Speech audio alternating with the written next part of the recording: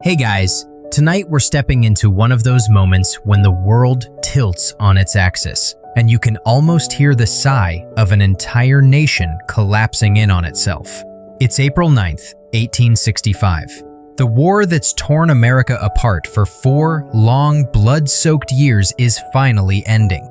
You're standing on a muddy Virginia road, the chill of early spring clinging to your coat, and somewhere ahead, 2 men are about to decide the fate of millions. You probably won't survive this kind of story, not because of bullets this time, but because of how heavy the silence becomes once the cannons fall quiet. So before you get comfortable, take a moment to like the video and subscribe, but only if you genuinely enjoy what I do here. And as always, tell me in the comments where you're listening from and what time it is in your corner of the world. Now, dim the lights, maybe turn on a fan for that soft background hum, and let's ease into tonight's journey together. The setting is Appomattox Courthouse, a sleepy Virginia village that no one will ever forget after this day. You can almost feel the mud squishing under your boots as you approach the 2-story brick home of Wilmer McLean, a man whose life has been comically intertwined with this war. The first major battle, Bull Run, had wrecked his farm in 1861. 4 years later, by sheer twist of fate, the final act unfolds in his new living room. History loves irony like that. Inside, Confederate General Robert E. Lee stands tall in a spotless gray uniform. His boots are polished, his sword gleaming. Across from him, Union General Ulysses S. Grant, rumpled and mud-streaked, looks like he's just crawled out of a trench. The contrast is almost theatrical. The defeated aristocrat versus the rough soldier who clawed his way up from obscurity. Yet there's no malice in Grant's eyes tonight, only exhaustion and a strange compassion. You watch Lee hand over his fate, his voice low but steady. His men are starving, surrounded, out of ammunition. "There is nothing left for me to do," he says, "but to go and see General Grant, and I would rather die 1,000 deaths." You can hear the faint rattle of his sword belt, the sound of pride dying slowly. When Grant reads Lee's surrender letter, he pauses, thinking not as a conqueror, but as a man who's seen too much killing. He offers terms that shock everyone. Confederate soldiers will be allowed to keep their horses. They'll need them for the spring plowing, he says. Officers can keep their sidearms. Every man may return home in peace, provided he lays down his arms and obeys the laws of the United States. It's not vengeance, it's mercy. And in that moment, you realize something profound. Grant isn't just ending a war, he's trying to start a healing. Historians still argue whether this was idealism or shrewd pragmatism. But for the weary men in gray outside, it feels like grace. You step outside with them. The afternoon sun cuts through a haze of smoke and gunpowder. Confederate soldiers slump against fences, eyes glazed with disbelief. They had braced for humiliation, chains, prison camps, maybe even execution. Instead, Union soldiers quietly salute them. One federal officer later wrote, "It was too much for me. I could not cheer when Lee rode by. I could only weep." The quirky part of all this? The very man who owned the house, Wilmer McLean, had joked that the war began in his front yard and ended in his parlor. When the generals leave, souvenir hunters descend like locusts. Soldiers strip the house bare. Chairs, carpets, even McLean's daughter's doll. Everything is taken for history. He later complains that the war finally ruined him financially. Sometimes, you can't win for losing. As you follow the Confederate troops down the dusty road, you see them stack their rifles in silence. Grant's men offer rations, boxes of hardtack and salted pork. It's a surreal sight, blue and gray sharing food where they once traded bullets. A few laugh awkwardly, like men waking from a nightmare they're not sure is really over. One Confederate private from Georgia scribbles in his diary, "We have been whipped, but we are not ashamed." That pride, that stubborn ember of defiance, will smolder for generations. You can feel it underfoot, like coals that refuse to die. Then comes the ride of Lee himself. He mounts his horse Traveler, the animal's coat shining silver in the late light. As he passes through the lines, Union troops silently remove their hats. Lee bows slightly in acknowledgement. No one cheers, no one mocks. It's one of those moments when dignity feels almost tangible, suspended in the quiet between two broken armies. Later that evening, Grant writes in his memoirs that he felt sad and depressed at the downfall of a foe who had fought so long and valiantly. Imagine that, pity for the man you've just beaten. It's like watching two weary boxers embracing after the final bell, neither sure who really won. And yet, outside the frame of this peaceful surrender, the land itself groans under the weight of loss. 4 years of war have scarred the countryside beyond recognition. Railroads lie twisted like blackened ribs across the hills. Homesteads smolder in the distance. Fields once heavy with cotton are now just mud and bones. Even in victory, the Union has inherited a ghostly ruin. Some soldiers try to joke their way through the despair. One Union corporal mutters, "Well, boys, I reckon we can go home and get back to taxes and mother-in-law troubles." Gallows humor, the soldiers' last defense against the enormity of what's happened. But for the Confederates walking home, there's no laughter, only the sound of boots on dust. They carry their paroles, those little folded papers that promise protection from arrest, and whatever scraps of dignity they have left. Some head for distant farms, others for towns that no longer exist. A few never make it home at all, dying of hunger or disease along the way. Historians still argue whether Lee's surrender truly ended the Civil War. Technically, other Confederate forces held out for weeks. Johnston in North Carolina, Kirby Smith west of the Mississippi. But Appomattox broke the spell. The Confederacy had run out of time, money, and men. As night settles over the Virginia hills, you can almost hear the wind whisper through the broken chimneys and bullet-torn barns. The Union is whole again, at least on paper. But you know deep down that the peace forged here is fragile, stitched together with exhaustion more than understanding. Before you drift off, picture that quiet parlor once more. A small wooden table, 2 ink-stained papers, and a handshake that tried to hold together a shattered country. The candles have burned low, their wax puddling onto the floor. Somewhere outside, a soldier begins humming a tune, something slow, almost a lullaby, maybe Home Sweet Home. The kind of song that means different things depending on whether you've lost or won. You take one last breath of that heavy, smoky air and realize this isn't an ending. It's the first uneasy heartbeat of what comes next. A wounded nation trying to remember how to live with itself. The war may have ended on paper, but when you step outside Appomattox and start wandering through the South, it feels like you've entered another world, one that's barely breathing.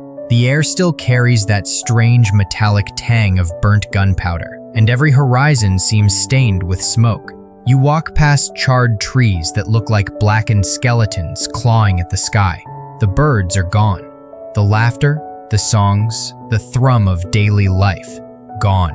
What remains is ruin. You move through Richmond first, the proud capital of the Confederacy, now a graveyard of brick and ash. The city had burned itself rather than be taken whole. You pick your way through streets filled with twisted iron, shards of glass, and the smell of rot. A few children wander barefoot among the ruins, their faces streaked with soot, while women in faded dresses sift through debris, searching for anything worth salvaging: a kettle, a locket, maybe a photograph that hasn't turned to cinders. The railroad tracks that once connected the Southern economy lie warped and useless. Locomotives sit on their sides like fallen beasts, wheels half buried in the mud. A Confederate veteran leans on a stick, staring at them as if he's still waiting for a train that will never come. You pass him quietly. He doesn't even look up. Out in the countryside, it's no better. The great plantation houses, those sprawling mansions that once boasted marble halls and endless rows of enslaved laborers, are hollow shells. Their fields are choked with weeds, fences are gone, livestock scattered. The South had depended entirely on slave labor, and when emancipation came, the machinery of its economy simply stopped turning. You can almost hear the echo of Sherman's march through Georgia, the Union general's scorched earth policy that left entire counties looking like the aftermath of an apocalypse. His men had burned crops, twisted rails, and broken the South's spine. Historians still argue whether Sherman was a necessary surgeon or a brutal butcher. Either way, he did what he set out to do: make war so terrible that the Confederacy could no longer sustain it. A quirky detail from that march: soldiers would heat railroad ties over campfires until they glowed, then twist them around trees into grotesque loops nicknamed Sherman's neckties. They stand out against the charred trunks like strange metal vines, a grim joke that refuses to rust away. You pass through Atlanta next, or what's left of it. The locals call it a city in ashes, and yet beneath the rubble, there's a flicker of something new. A few small businesses are reopening, makeshift stalls selling coffee or tools scavenged from old Union camps. There's even a preacher standing on a wooden crate shouting, "We will rise again," though he doesn't seem quite sure whether he's talking about faith, revenge, or just survival. In Charleston, once the jewel of the South, the harbor smells of salt and smoke. The proud homes along the Battery have shattered windows and bullet scars. You notice that some of the chimneys are stuffed with straw, an old sign meaning the house is abandoned. The sea breeze whistles through them like a morning song. And yet, not everything in the South is ruined by fire. Some things are ruined by silence. The war has left nearly every family grieving. You see widows dressed in black, faces veiled, standing by unmarked graves. There are so many dead that proper burials were impossible. In some fields, bones still peek through the soil after heavy rain. A few local boys wander the hills, collecting skulls to sell as morbid curiosities to northern tourists. You wish that were a joke. The human toll is staggering. Roughly 1 in 5 Southern white men of military age, ages 17 to 50, are gone. Entire communities of women and children are left behind. Crops go unplanted. Letters home have stopped coming. You can feel the loneliness pressing against you like humidity. And there are others walking these roads now too. 4 million people who were once enslaved, suddenly free, but with nowhere to go. They follow the same roads as the soldiers, carrying bundles of clothes, children on their hips, hope in their hearts. You meet one group camped beside a river. They're singing quietly, a hymn about deliverance. But even in their joy, you sense the uncertainty. Freedom on paper doesn't guarantee bread, land, or safety. Many freedmen flock to Union garrisons for protection. Soldiers hand out rations and sometimes employment, digging ditches, rebuilding bridges, or hauling supplies. But even these soldiers seem unsure how to treat them. A northern corporal confides, "We freed them, yes, but now we must learn how to live with them." It's a strange, fragile moment in history when moral victory collides with logistical chaos. You keep walking south, past Savannah's cobblestone streets and moss-draped oaks. The town is eerily intact. Sherman had spared it as a Christmas gift to Lincoln. But even here, the mood is bleak. Former slave markets now stand empty, shutters nailed shut. The architecture gleams in the sun, but the soul of the place feels hollow. Some white Southerners sit on their porches staring into nothing, trying to process how their world collapsed in less than half a decade. Others cling to delusion, muttering that the Confederacy might rise again, that the Yankees can't keep us down forever. A few even hide old uniforms under floorboards, just in case. You stop for a moment at a tiny crossroads store, its sign half hanging by a nail. Inside, an old man with one arm pours whiskey into tin cups for a handful of locals. Their conversation drifts from bitterness to exhaustion.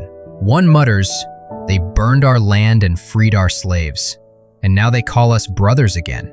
Another answers, "Well, maybe they just ran out of bullets." Everyone laughs, but no one smiles. There's a sense that time itself has been scorched. Sundays come and go, but nobody counts them anymore. You find church bells melted into puddles of brass. The word defeat feels too small to capture what's happened. The South hasn't just lost a war, it's lost its identity. Still, amidst the rubble, small acts of resilience appear.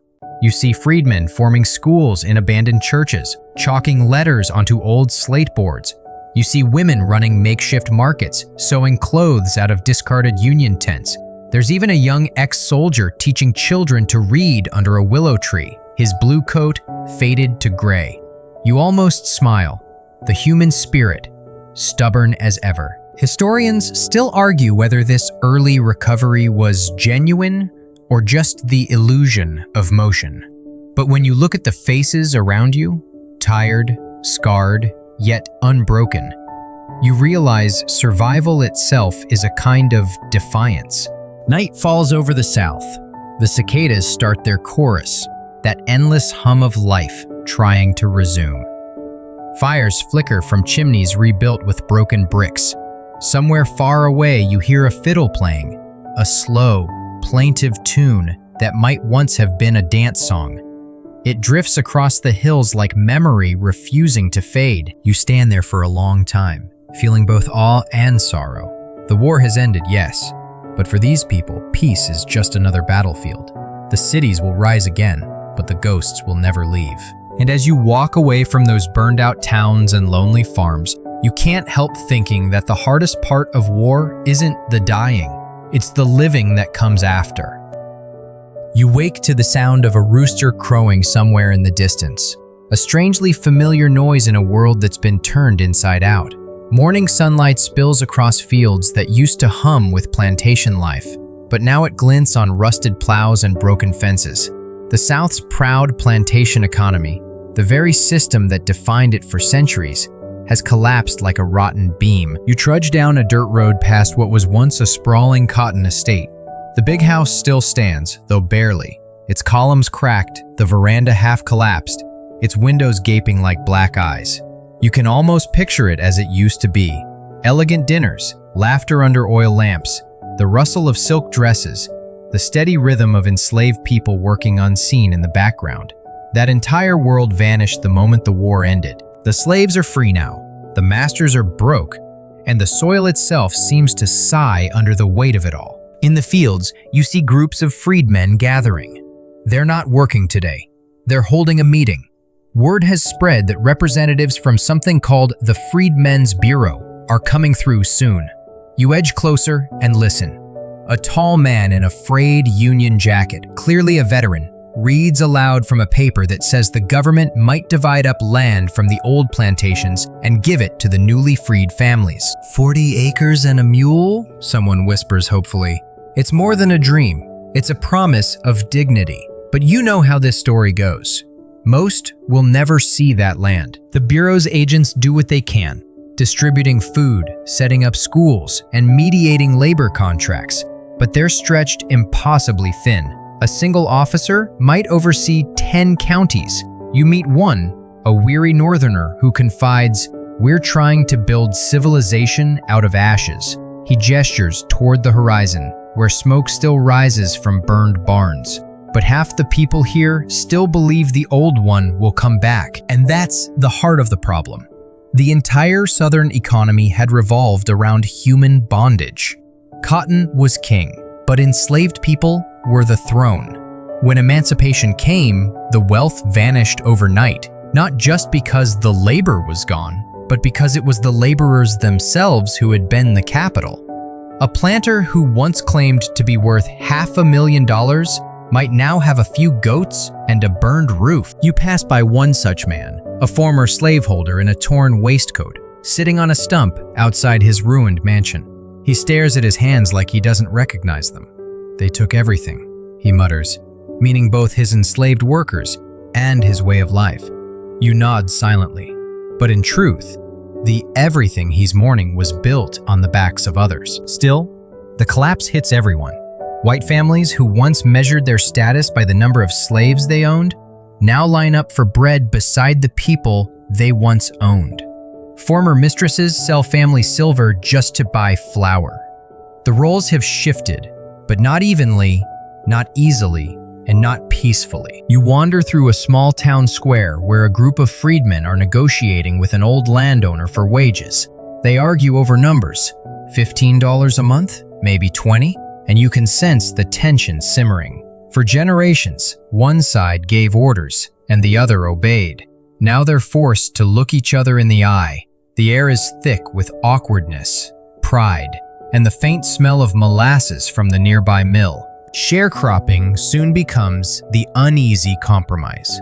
You watch as families, black and white alike, sign agreements to farm pieces of land they don't own in exchange for a portion of the harvest. On paper, it sounds fair. In practice, it's a slow chain made of debt. The landowners provide tools and seeds, but charge outrageous fees. When the harvest comes, there's nothing left but another season's promise. One freedwoman tells you, "We still work the land, but it don't belong to us." Not yet. She looks at her calloused hands and smiles faintly. But at least my hands are my own. Historians still argue whether Reconstruction could have worked if the federal government had truly redistributed land. Was it political cowardice that stopped it, or sheer exhaustion from war?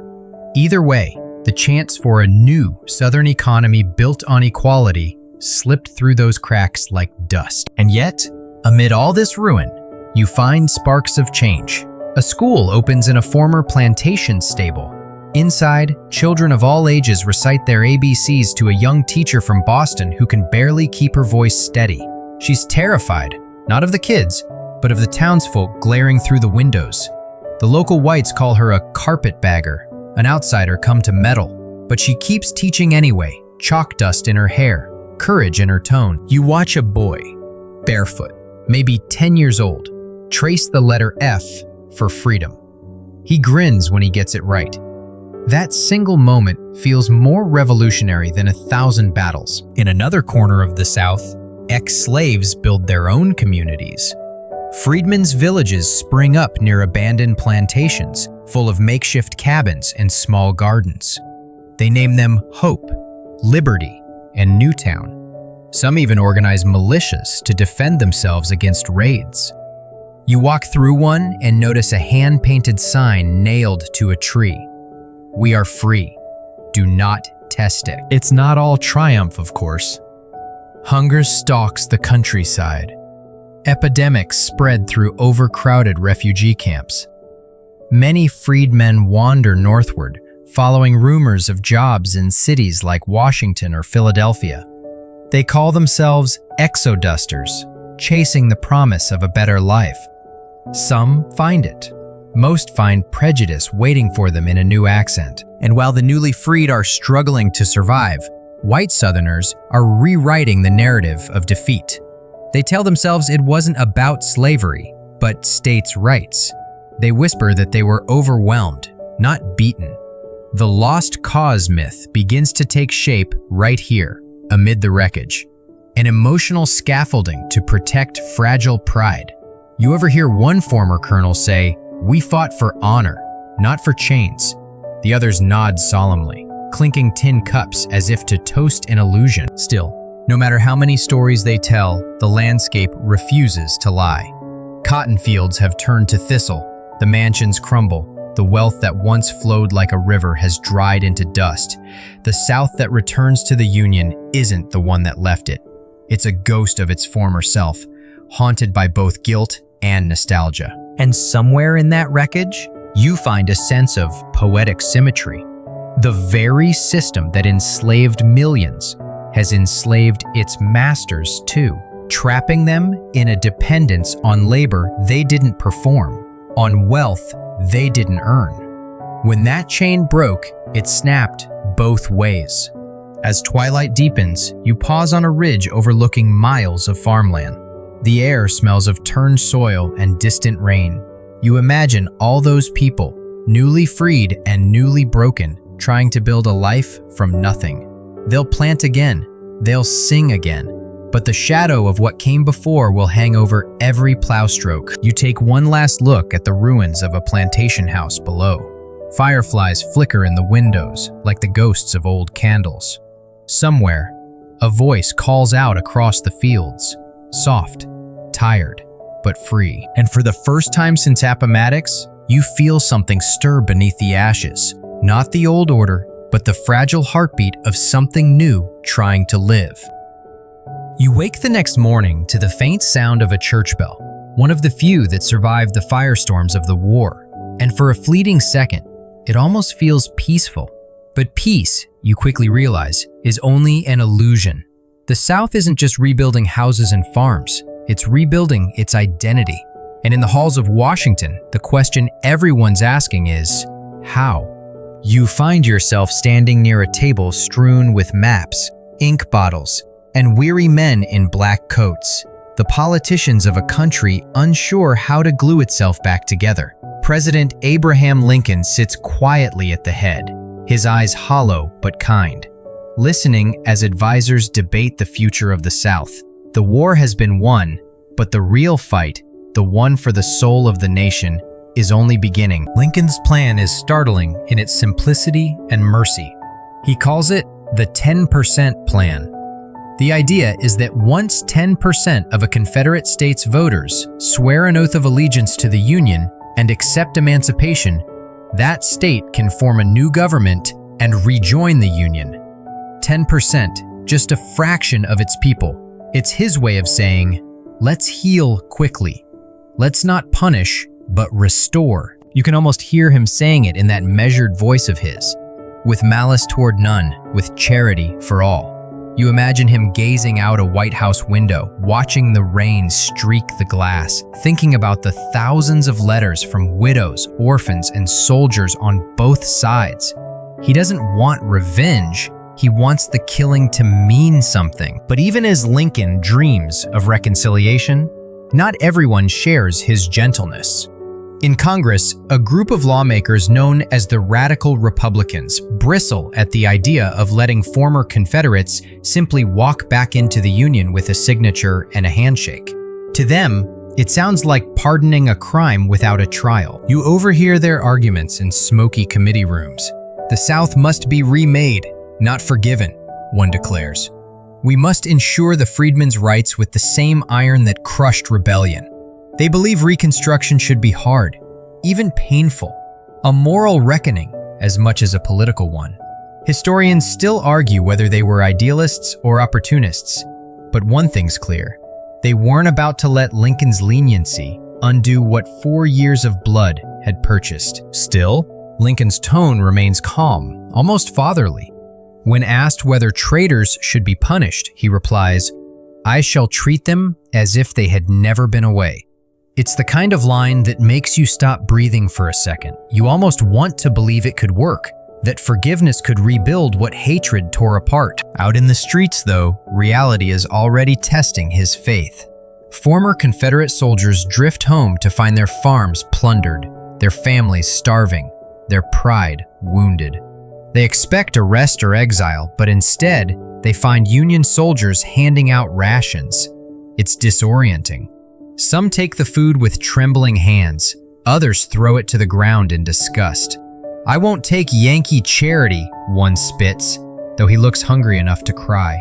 Meanwhile, newly freed black men and women try to navigate this strange new landscape.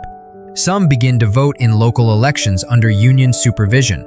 Others join the army to serve as occupation troops in the very towns where they once picked cotton. The irony is almost too rich to believe. You pass a group of black Union soldiers guarding a courthouse while their former owners shuffle by, glaring.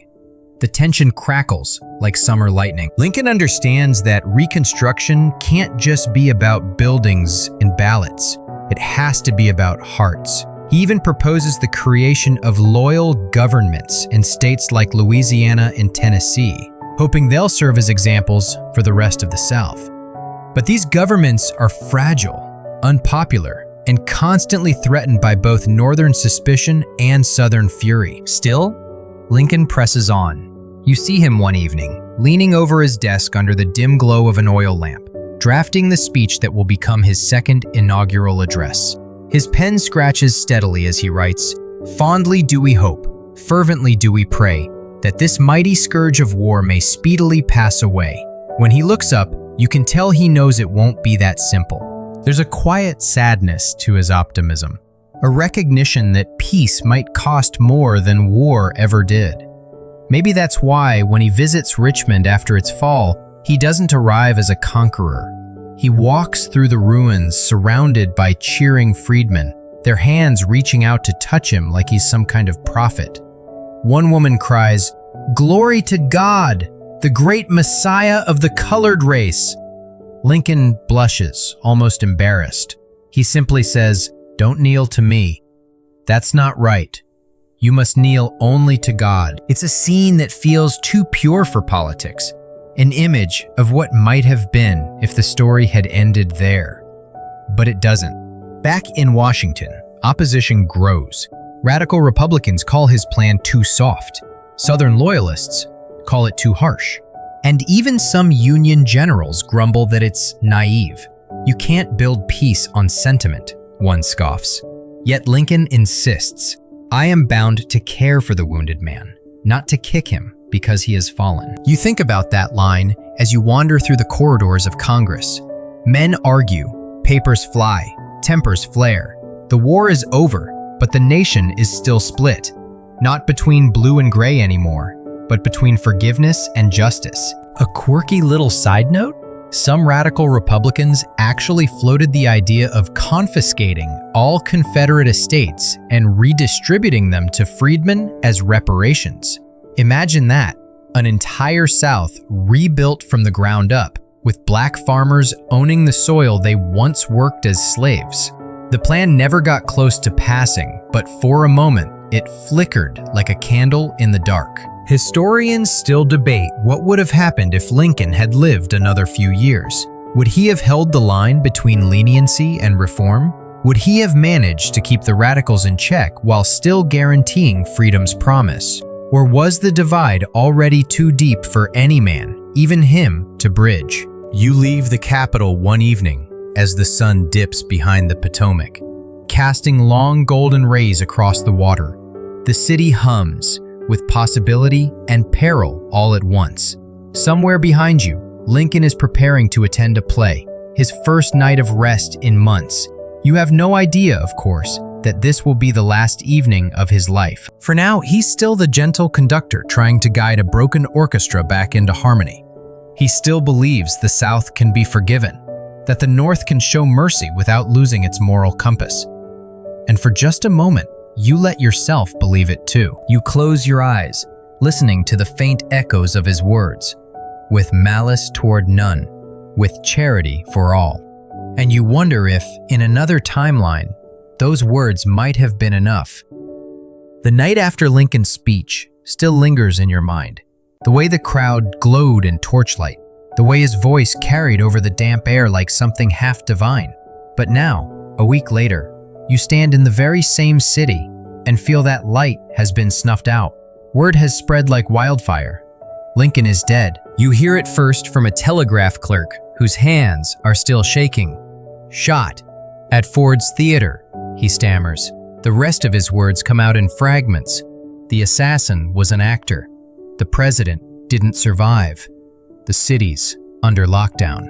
It doesn't feel real. You walk toward the theater, but soldiers are already there, rifles crossed at the door. They say John Wilkes Booth shouted "Sic semper tyrannis," thus always to tyrants, before fleeing into the dark. You stand in the street, the gas lamps flickering, and for the first time since Appomattox, the Union feels brittle again. Inside a nearby boarding house, Lincoln's body lies across a bed too small for him, his long frame draped awkwardly. Cabinet members whisper, clerks weep, and the silence between them feels heavier than the war itself. You can almost hear his words echoing from just days ago, with malice toward none. But the crowd outside doesn't believe that anymore. They want malice. They want vengeance. Historians still argue whether Lincoln's death changed Reconstruction or merely revealed what was already inevitable. But standing here, you can feel it. Something sacred has been broken. Without him, there's no steady hand to balance compassion and justice. The man who dreamed of stitching a wounded country back together has been ripped from the very fabric he was trying to mend. And into that void steps Andrew Johnson. You meet him for the first time, figuratively, through the scowls of his own party. Johnson, a Southern Democrat from Tennessee who stayed loyal to the Union, has inherited Lincoln's chair and his impossible task. He's rougher, angrier, and far less poetic. He hates the Southern aristocracy, yet somehow pities it too. And when you listen to his first speeches, you hear the contradictions that will soon undo him. Treason must be made odious, he declares. But then, almost in the same breath, he promises leniency to most Confederates who swear loyalty. Johnson's approach is even softer than Lincoln's had been. He starts granting pardons like a man handing out candy at a parade. Thousands of former Confederate officials, men who had literally fought to destroy the Union, find their way back into political office. Governors, judges, legislators, even generals. All they need is to sign a paper and send a letter begging forgiveness. Some even receive personal notes of approval from Johnson himself. You travel through the South again, watching this transformation unfold like some strange political resurrection. Newspapers that had once printed anti-Union propaganda now cheer the president for his wise mercy. Former slaveholders grin behind mustaches and shake hands with federal officers, calling the whole ordeal a misunderstanding between brothers. It's surreal, almost farcical. Meanwhile, radical Republicans in Congress are seething. To them, Johnson's mercy is nothing short of betrayal. You picture Thaddeus Stevens pacing across the House floor, cane in hand, muttering that the president is undoing everything they fought for. He's giving the South back to the rebels, he snarls. And honestly, he's not wrong. Johnson orders the withdrawal of many federal troops, leaving newly freed black citizens vulnerable to local mobs. He vetoes bills that would strengthen the Freedmen's Bureau.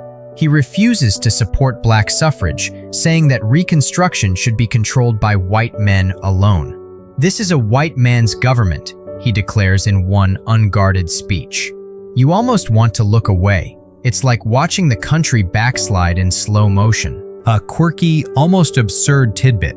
At one point, Johnson holds a reception where he literally reads out the names of wealthy Southerners applying for special pardons. Men whose property exceeded $20,000 before the war. He makes a show of granting forgiveness to each, relishing his power. Imagine being a former Confederate general, standing hat in hand before a man who'd once been a tailor. History has a dark sense of humor. Still, in towns across the South, the consequences are deadly serious.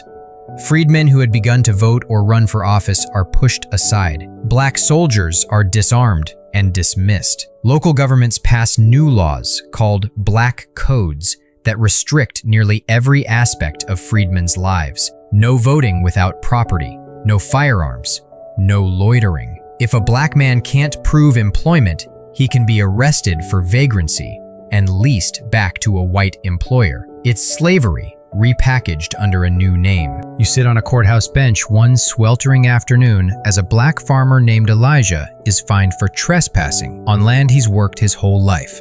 He can't pay, so the judge sentences him to 6 months of labor for the same man who used to own him. The courtroom murmurs approvingly, and you feel your stomach turn. The chains may be gone, but the system knows how to reinvent itself. In Washington, the fury boils over. Congress overrides Johnson's vetoes again and again, creating the first ever override supermajority in U.S. history. The radical Republicans take control of Reconstruction themselves, dividing the South into military districts and placing them under federal rule. Johnson's leniency has backfired spectacularly. Historians still argue whether Johnson was malicious or just blind to reality. Some paint him as a stubborn idealist who believed too deeply in states' rights. Others see him as a bitter racist who couldn't accept black equality. Either way, the result is chaos. By trying to appease both sides, he's alienated everyone. You catch a glimpse of him later, sitting behind his desk in the White House, sweat beading on his forehead as newspapers pile up before him, each headline worse than the last. President betrays the Union. Radicals denounce Johnson. Calls for impeachment mount. He rubs his temples and mutters something about ungrateful Yankees. You almost feel sorry for him. Almost. Out in the country, though, the people don't care about Washington's quarrels. They care about food, about land, about safety. And Johnson's policies are making all three harder to find. Violence spreads through the South like wildfire. Militias form. Freedmen's schools are burned. You pass a church in Mississippi reduced to embers. Its preacher, you hear, was lynched for teaching black children to read. Still, there are moments of dark irony. In one small town, you meet a white widow whose sons died fighting for the Confederacy. She now works as a seamstress for Union officers stationed there. "Strange world," she says softly, running a thread through her needle. "Used to be, I made uniforms for our boys. Now I patch theirs." The South is changing, but not the way Lincoln hoped. Instead of reconciliation, it's slipping into resentment and quiet rebellion. You hear whispers of home rule meetings, local gatherings where ex-Confederates pledge to take back the South once the Yankees leave. Some wear faded gray coats to these meetings. Others carry revolvers under their jackets. The war might be over, but the spirit of defiance hasn't surrendered at all. Late one night, you walk past a tavern in Nashville and hear a familiar toast echoing through the open door. "To the Old South, may she rise again." The men cheer, their faces lit by lamplight. And for a second, you see it, the ghost of the Confederacy, grinning through the smoke. And as you walk away, you can't help thinking, maybe Lincoln was right to forgive, but wrong to believe forgiveness would be enough. You wake one April morning to the toll of church bells, not for worship, but for mourning. The news travels by train, by telegraph, by whisper through every gutted town and smoky parlor. Abraham Lincoln has been assassinated. You've already lived this moment in Section 5, but now you see it through the South's eyes, and the contrast couldn't be sharper. In Richmond, the capital of the defeated Confederacy, some people weep. Others murmur that divine justice has struck down their conqueror. A few even dare to light candles in silent celebration. It's an ugly truth. For many white Southerners, Lincoln's death feels like retribution. But for others, especially the newly freed, his murder feels like a betrayal by fate itself. You walk down a cobblestone street where freedmen have gathered outside a burnt church. A preacher stands on the steps, voice trembling as he reads a passage from Psalms. "Put not your trust in princes." The crowd murmurs, "Amen." They know what it means. The one man who promised mercy is gone, and mercy may have died with him. Up north, in Washington, the mood is something else entirely. The Capitol is draped in black cloth, its streets lined with silent processions. You watch Lincoln's coffin pass through a sea of mourners, women clutching flags, soldiers standing at attention, children lifting their hats as the funeral train begins its long journey west. The sound of distant drums rolls through the air like thunder, fading into memory. Historians still argue what would have happened if Lincoln had lived. Would Reconstruction have been softer, more stable? Would his charisma have united the country, or merely postponed another clash? No one knows, but as you watch that coffin disappear down the tracks, you feel the balance of history tilt. Andrew Johnson is now president, and whatever grace Lincoln had, Johnson lacks entirely. The first weeks of Johnson's rule feel disjointed, like a broken orchestra. You see him pacing inside the White House, muttering to aides, his temper simmering just below the surface. He refuses to wear mourning clothes for long, as if to prove he's his own man now. "I am the people's president," he declares, but you can tell he means a particular kind of people. He restores Southern governments almost immediately, inviting former Confederate leaders to form new state conventions.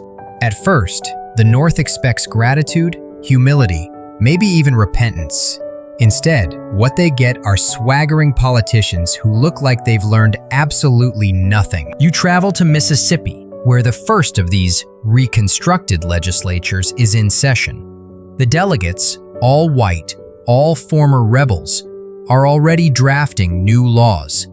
We must maintain social order, one says, meaning, of course, white supremacy.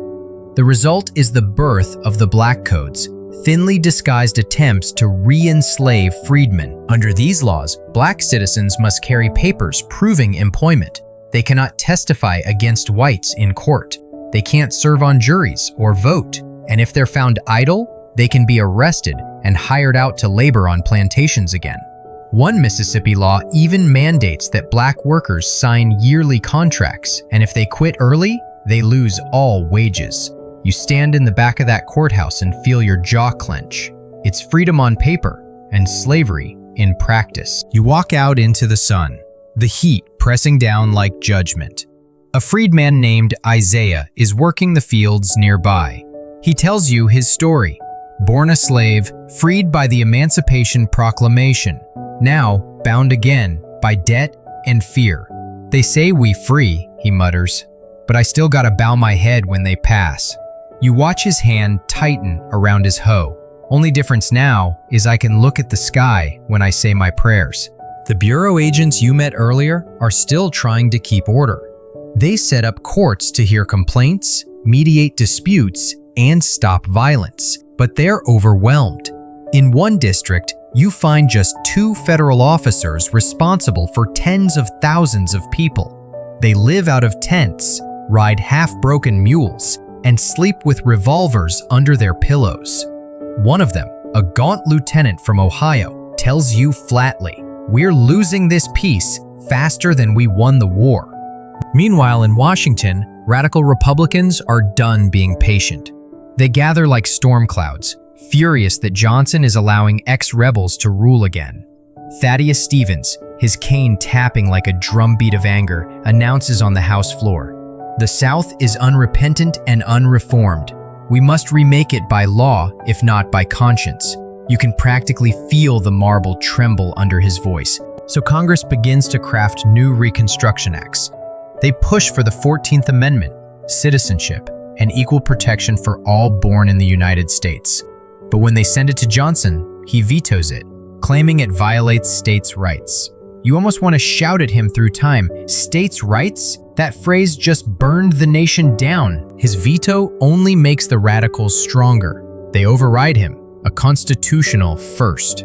For the first time in history, Congress, not the president, controls the nation's direction. In the South, that means federal troops return. Blue uniforms marching again through towns still haunted by gray ghosts. Military governors are appointed to oversee elections, register Black voters, and enforce new laws. To white Southerners, it feels like occupation all over again. To freedmen, it feels like hope flickering back to life. But you can't ignore the tension. In one Alabama town, you watch a Black Union veteran step up to register his vote. A white crowd jeers. Someone spits. Another throws a rock. The officer in charge, just a boy himself, levels his rifle and shouts, "Back off." It's a fragile moment, and you sense the whole country balancing on a knife's edge. A quirky historical aside. At one point, Johnson goes on a speaking tour called the Swing Around the Circle to rally public support. Instead of calming tensions, he starts yelling at hecklers and comparing himself to Christ. "They are crucifying me," he cries at one stop. You almost laugh, it's so absurdly self-pitying. But then you remember that these words come from the President of the United States. By late 1866, the mood has turned. Johnson has alienated nearly everyone.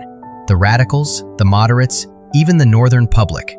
He clings to the old dream of quick reconciliation, but the country has moved on. His leniency has invited defiance. His stubbornness has sparked rebellion of a new kind. Down south, former Confederate officers organize secret clubs to defend white honor. You hear the first whispers of their name, the Ku Klux Klan. It sounds like nonsense, a made-up word meant to make you laugh. But when night falls and riders in white hoods begin appearing on moonlit roads, no one's laughing anymore. You pass a burned schoolhouse and realize this new war isn't fought with cannons, but with torches and ropes. Freedmen's teachers disappear. Union veterans are found hanging from trees. In one chilling scene, you see a note pinned to a charred door. Leave before next Sunday. The night riders don't knock twice. Historians still debate whether Johnson's Reconstruction was doomed by ideology or incompetence. Some argue he simply underestimated the depth of Southern hatred. Others think he sympathized too much with it. Either way, his failure becomes a lesson in how mercy, without justice, turns into permission. You end the day sitting on a hillside overlooking Nashville. The sun dips low, washing the ruins in gold. Somewhere below, a black child chases fireflies while his mother calls him home. A white man watches from a porch, his face unreadable. Two worlds, one twilight, each waiting to see who the dawn will belong to. As the crickets start their song, you realize the war's last shots were never about muskets. They were about memory, power, and who gets to decide what freedom really means. And that battle, you sense, is just beginning. By 1867, you can feel the tension buzzing in the air like the hum before a thunderstorm. The South is technically back in the Union, but spiritually, politically, and morally, it's somewhere else entirely. Reconstruction has become a tug-of-war between Washington's ideals and the South's stubbornness. And in the middle of it all stands Andrew Johnson, the wrong man in the right moment. You find him pacing the Oval Office, red-faced and muttering about traitors in Congress. Letters pile high on his desk, petitions, pardons, threats. His advisors can barely keep up. To one aide, he growls, "I'll show them who runs this government." You watch him slam a fist onto the table so hard the inkwell trembles. Mercy and reason have left the building. Pride has taken their place. Johnson doubles down on his leniency. His proclamation of amnesty floods the South with pardons. Within months, hundreds of Confederate officers, governors, and congressmen are legally forgiven. You hear the laughter of old elites echoing through courthouse corridors as they reclaim their estates and offices. Former generals host dinner parties again. Old newspapers resume printing with the same editors who once called for secession. It feels like deja vu, the Confederacy resurrected, only this time without the flags. Congress, furious, tightens its grip. The Reconstruction Acts of 1867 divide the South into 5 military districts, each governed by a Union general. These generals have sweeping authority, registering voters, enforcing rights, and supervising new constitutions that must include black suffrage. The irony isn't lost on you. To save democracy, the government has resorted to near military rule. You follow one of these generals, George H. Thomas, the Rock of Chickamauga, as he rides through Tennessee. His troops, weary but determined, post notices on town halls. All citizens shall register to vote, regardless of race. The response is electric. Black men line up under the hot sun, clutching their papers, some barefoot, some in their tattered old Union uniforms. When the first vote is cast, cheers erupt. One freedman wipes a tear from his cheek and whispers, "For the first time, I belong." But not everyone shares his joy. You see white townsmen watching from porches, jaws tight, hands on pistols. That night, a burning cross appears on a hilltop outside town. It's the first one you've ever seen, flickering like a nightmare made flesh. The Ku Klux Klan has arrived. Historians still argue about how organized the Klan really was in these early years. Some call it a loose brotherhood of ex-soldiers. Others, a deliberate conspiracy to destroy Reconstruction from within. Either way, its impact is undeniable. You hear the stories whispered everywhere. Black teachers beaten, Union veterans ambushed, freedmen's bureau offices burned to the ground. The violence is random only in appearance. It's terror with a strategy. One night, you stand outside a cabin where a freedman family has barricaded themselves inside, candles trembling in the window. Hoofbeats thunder through the darkness. Then come the shouts. "Come out and swear you'll never vote again." The family stays silent. Shots ring out. By dawn, the cabin's door is splintered and the family is gone, vanished into the woods. You find a single shoe in the mud. And where is the federal government during all this? Struggling.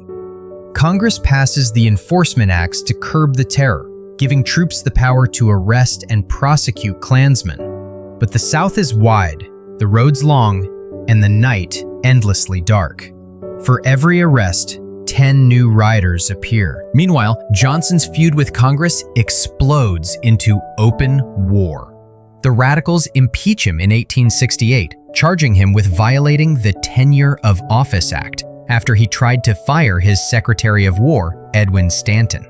The trial becomes a national spectacle. You picture the Senate chamber packed to bursting, senators fanning themselves, reporters scribbling furiously, the air thick with sweat and politics.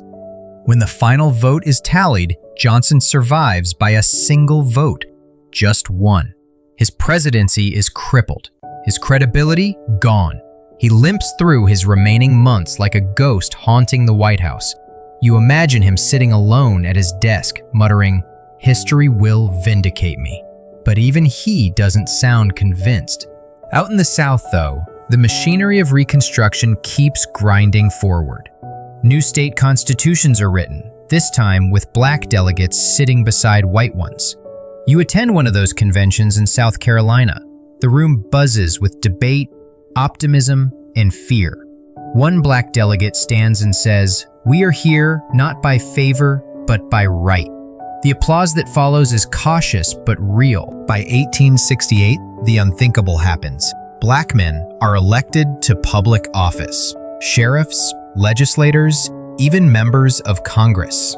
You meet Hiram Revels, the first African-American senator, calm and eloquent as he takes the seat once held by Jefferson Davis, the former president of the Confederacy.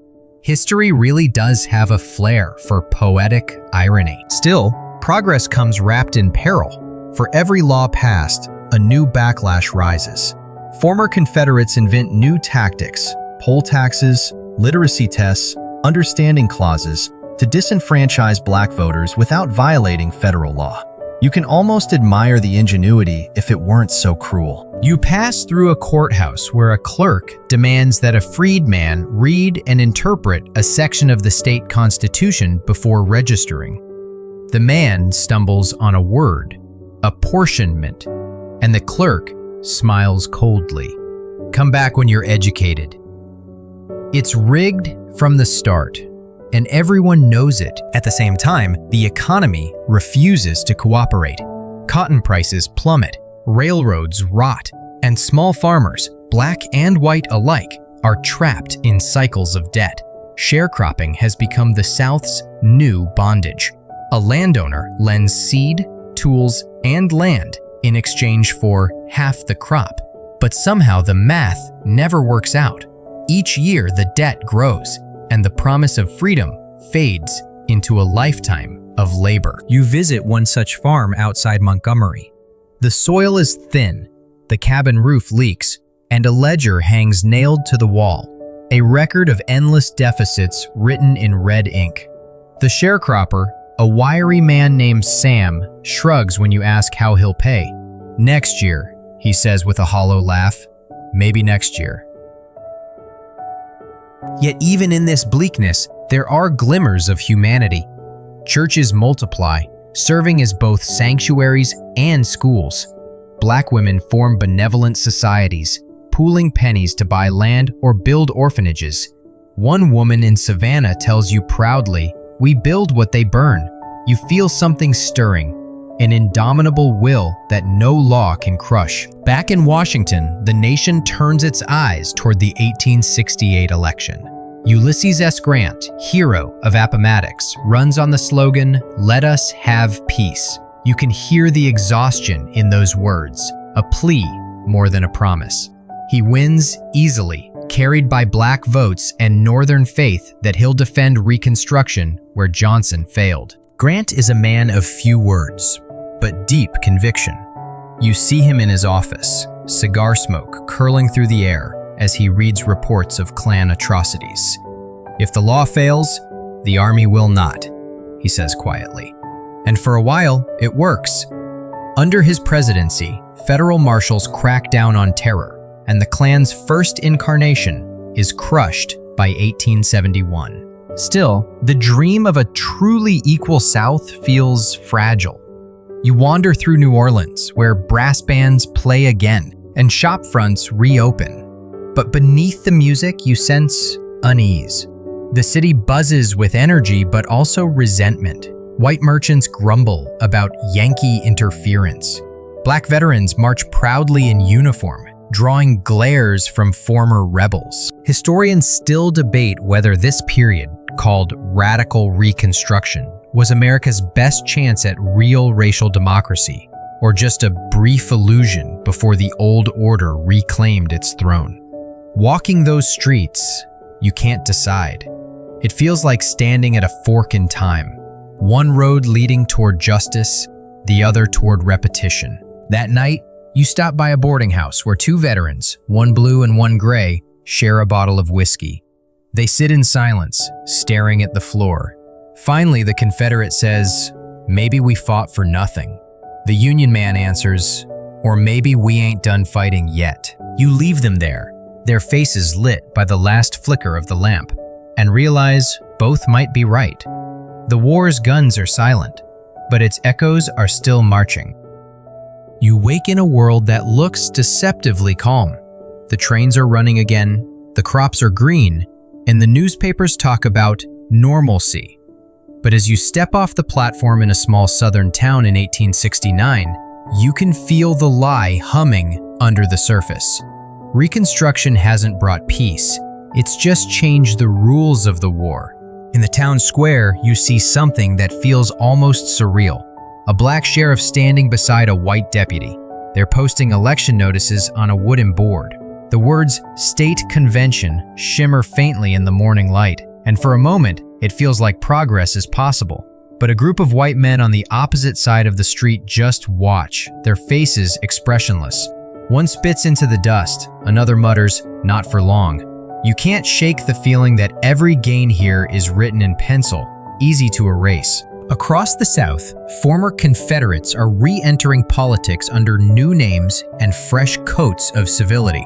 They call themselves Redeemers, a word that sounds holy but hides their true goal: to redeem the South from what they call Negro rule.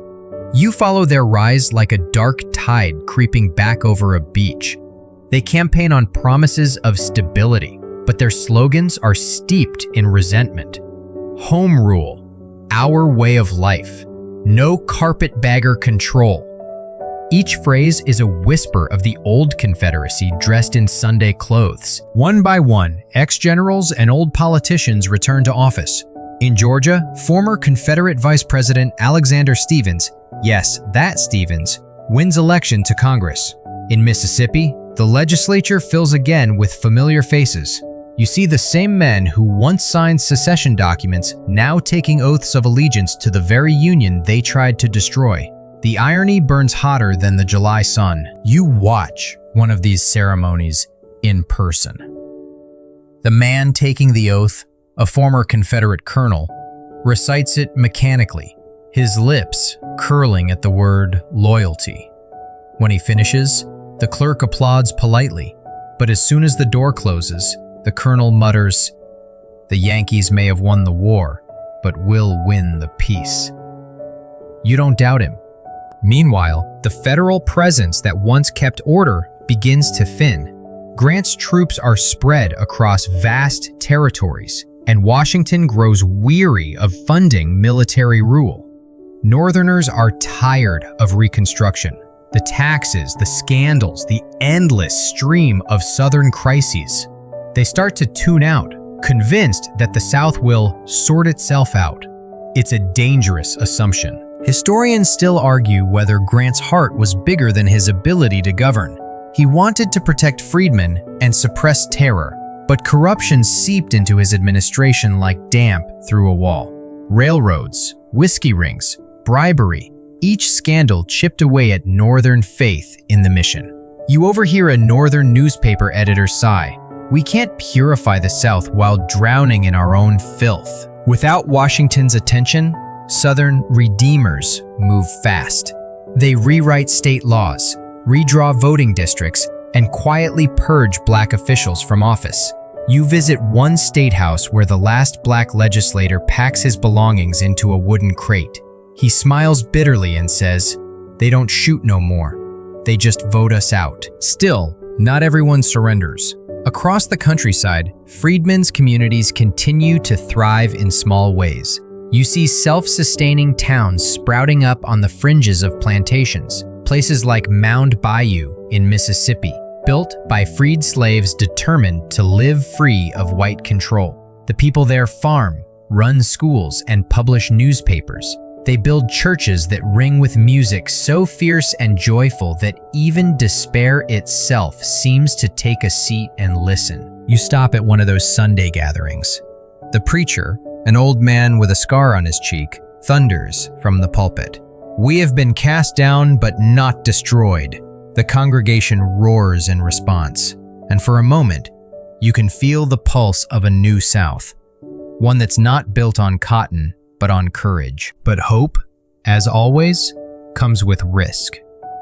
After the service, the preacher's wife tells you that their church has already been burned twice.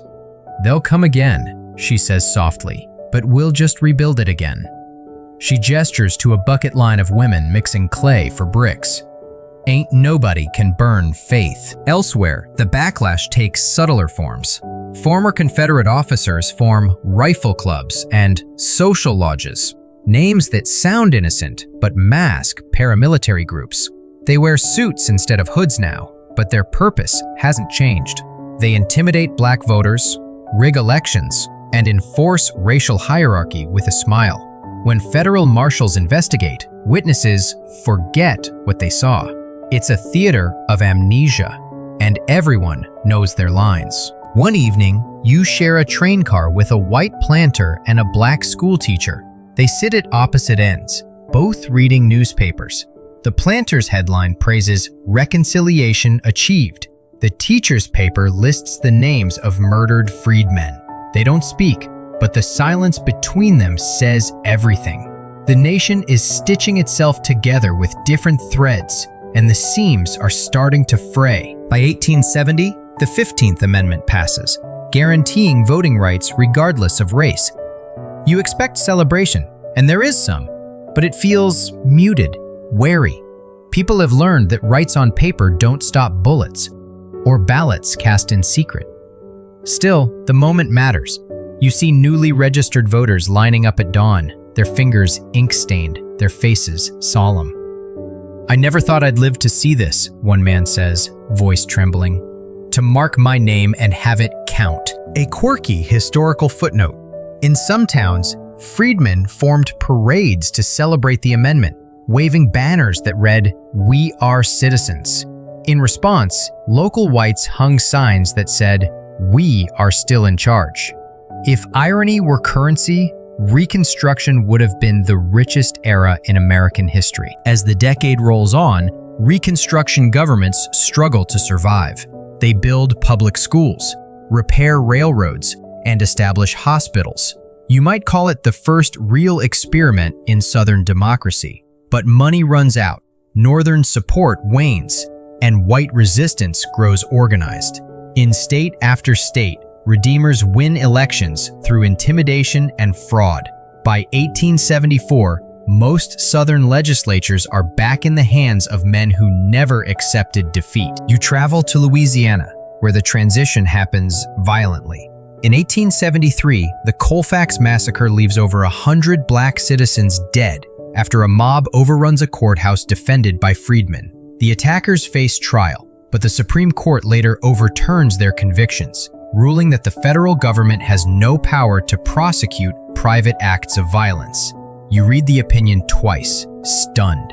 It's the legal equivalent of shrugging at murder. Historians still debate whether Reconstruction failed because of Northern fatigue or Southern resistance. Maybe both. But as you walk through those fields, hearing the crickets sing over unmarked graves, it's hard not to feel that the greatest tragedy wasn't what was done. It's what was undone. You end up back in Richmond one evening. The city rebuilt, but hollow. Gas lamps flicker along clean streets, and new storefronts sell cotton bales, tobacco, and hope. But on a park bench, you overhear two men talking in low voices. "The war's over," one says, "but the cause lives." The other nods. "Ain't about slavery now. It's about pride." You realize then that the Confederacy never really died. It just changed its uniform. And as you walk away through the darkening streets, you think about those black voters, those teachers, those mothers building schools from ashes. You think about the redeemers polishing their old swords and calling it peace. You think about Lincoln and what he might say if he saw all this. Maybe he'd still whisper, "With charity for all." Or maybe, just this once, he'd look around and sigh, "I told you how fragile mercy can be." You leave Richmond and head south, following the old wagon road that winds through pines and red clay, until you reach a small town where the courthouse clock has long since stopped at 12:05. The air feels still, heavy, as if time itself is unsure whether to move forward. Here, in 1870, the war is over, the Union is restored, but the ghosts of the Confederacy are still sitting in the front row of every courtroom. This section of your journey is about fate and irony. The strange double lives led by men who once marched beneath the rebel flag and now swear allegiance to the United States once more. You meet them everywhere, in state houses, in universities, even in Congress. The defeated have found their way back to power, and the lines between victor and vanquished have blurred to near invisibility. One morning, you step inside a marble rotunda in Washington, D.C., where portraits of senators line the walls. Among them, newly hung, is the face of Alexander H. Stephens, the same man who served as Vice President of the Confederacy and who once declared that slavery was the cornerstone of Southern civilization. Now he sits again in the House of Representatives, impeccably dressed, soft-spoken, and utterly unrepentant. He gives a short speech that day, and you listen from the gallery. He talks of reconciliation, of constitutional balance, of the restoration of proper governance. The words sound noble, but under them you hear the rhythm of old pride, measured, polite, undying. It's like the Confederacy traded its saber for a fountain pen, and he isn't alone. Across the South, ex-generals become governors. Former Confederate congressmen chair committees. Even local sheriffs and judges who once enforced slave codes are back behind their desks. Jefferson Davis, the former president of the Confederacy, may have spent 2 years in prison, but now he's free, untried, and living comfortably on a plantation in Mississippi. He writes letters to admirers, receives visitors, and poses for photographs. In one of them, he stands tall, white hair neatly combed, eyes sharp and defiant. Time has not softened him, it's immortalized him. Historians still argue whether Davis should have been tried for treason. Some say sparing him avoided reigniting the war's fury. Others believe it signaled weakness, that the nation's new commitment to unity outweighed its thirst for justice. You can't help wondering if mercy, once again, came at too high a cost. Not all former Confederates escape so easily. The government requires wealthy Southerners, those who owned more than $20,000 in property, to apply for individual pardons signed by the president himself. It's meant as a symbolic act of humility, but it becomes a bureaucratic farce. You read stacks of those letters, florid, self-pitying, drenched in false modesty. "I have suffered much," one planter writes. "I implore the mercy of my government to which I now pledge eternal fidelity." Another closes his petition with, "Your obedient servant," the ink looping elegantly like a bow. Johnson signs nearly all of them. One or two he refuses, and those refusals make headlines. Proof, perhaps, that he still knows how to wield a pen like a sword. But most men get what they want. They frame their pardons and hang them in their parlors, next to faded Confederate flags and portraits of Lee. Lee himself is another story. You visit Lexington, Virginia, where he's now president of a small college, Washington College, later renamed Washington and Lee. He walks the campus slowly, silver hair catching the afternoon light, students bowing as he passes. He never speaks publicly about the war again, but everyone knows he doesn't regret it. "Duty," he says quietly to a visitor, "is the sublimest word in our language." To his admirers, he becomes not the general who lost, but the saint who suffered. You stand outside his chapel one autumn evening, watching students file into a candlelit service. They whisper his name as though invoking a prayer. Somewhere between myth and man, Lee has become an icon, the embodiment of the South's self-image, noble, tragic, misunderstood.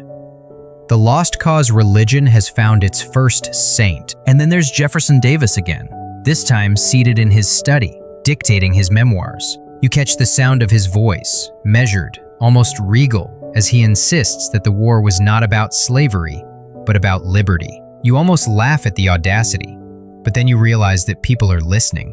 Newspapers in both North and South print his words.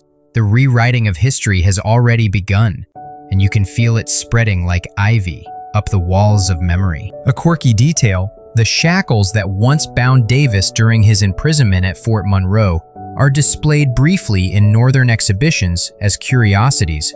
Crowds come to see them, half out of fascination, half out of guilt. Souvenir hunters even chip pieces off the cell walls to take home. You find it grimly poetic, a nation so eager to move on that it literally sells its scars. But there are others who refuse to forget. Frederick Douglass, now older and grayer, stands before audiences across the North and warns, "The work of freedom is not finished." You attend one of his lectures in a packed hall in New York. He raises his hand and says, "Slavery has been abolished in name, but not in spirit." The crowd murmurs, uneasy but moved. He knows that the South's power has returned in subtler forms, and that the North, tired of moral struggle, is letting it happen. Meanwhile, in the South, pardoned men rebuild their fortunes. Cotton prices climb again, and banks offer loans to those who once seceded. By 1872, a planter in Alabama can once again afford a new mansion. His laborers, mostly black sharecroppers, still toil in debt. You walk past his fields and see the old rhythm restored. The overseer's whistle, the rustle of cotton, the heat shimmering off the land. Only the names have changed. The system hasn't. Historians still argue whether Reconstruction was doomed by corruption or fatigue, by Johnson's mercy, or by Northern apathy. But as you move through these towns, you see something simpler. The South never truly accepted defeat. It merely learned to adapt.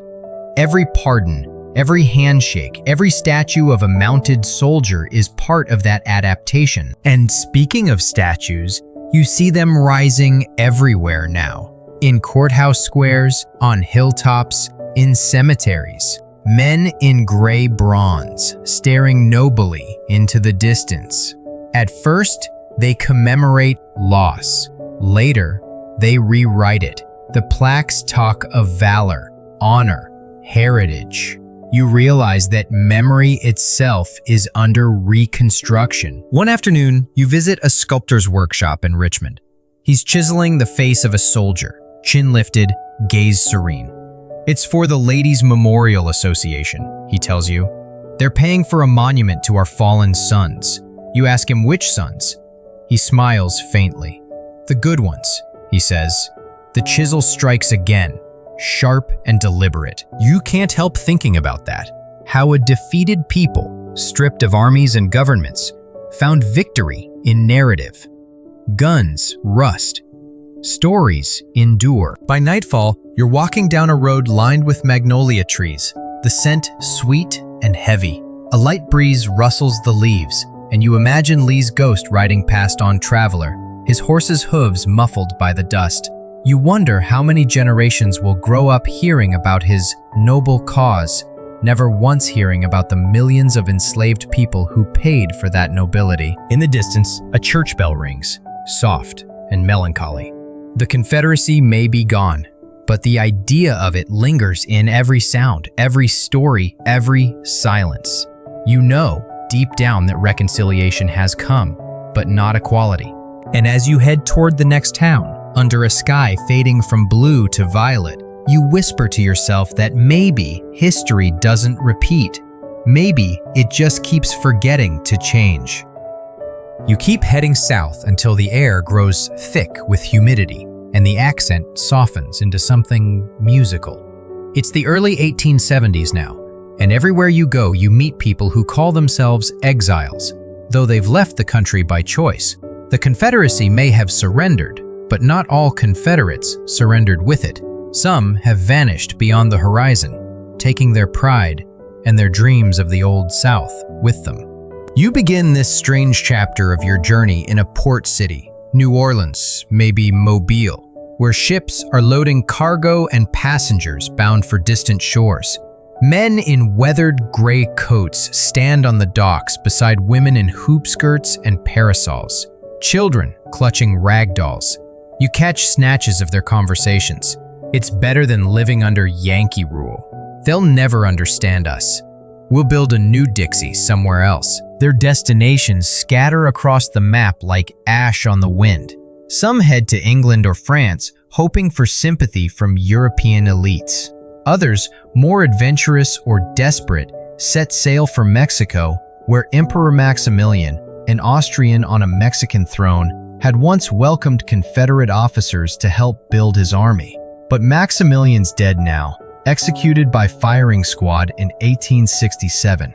Those arrivals find nothing but chaos and revolution. A few stay anyway, their gray uniforms traded for desert dust. The largest group, though, goes farther south, to Brazil. About 20,000 of them, by some counts. They settle in the province of Sao Paulo, where Emperor Dom Pedro II still allows slavery and welcomes skilled farmers with open arms. You picture their ships landing at Santos, unloading trunks marked Dixie and Savannah. The locals call them Confederados. You decide to follow them. The journey inland is long. Dense jungles, torrid sun, the calls of unfamiliar birds echoing over rivers the color of tea. Finally, you arrive at a small settlement carved out of the wilderness. They call it Americana. At first glance, it's uncanny. White clapboard houses stand amid palm trees. Men wear broad hats and speak Portuguese with slow southern drawls. Women serve biscuits and sweet tea under verandas hung with vines. On Sundays, they gather at a Baptist church where hymns echo in both languages, half Amazing Grace, half Gracia Maravillosa. You meet an old Confederate captain turned coffee farmer. He tells you with a wistful smile, "We couldn't live under Yankee rule, so we brought the South with us." His farm prospers. Cheap land, abundant labor. He looks out over his fields and adds, "Here, at least, a man still commands his home." He doesn't say slaves, but you both know the truth. Brazil won't abolish slavery until 1888. Historians still argue why these people left.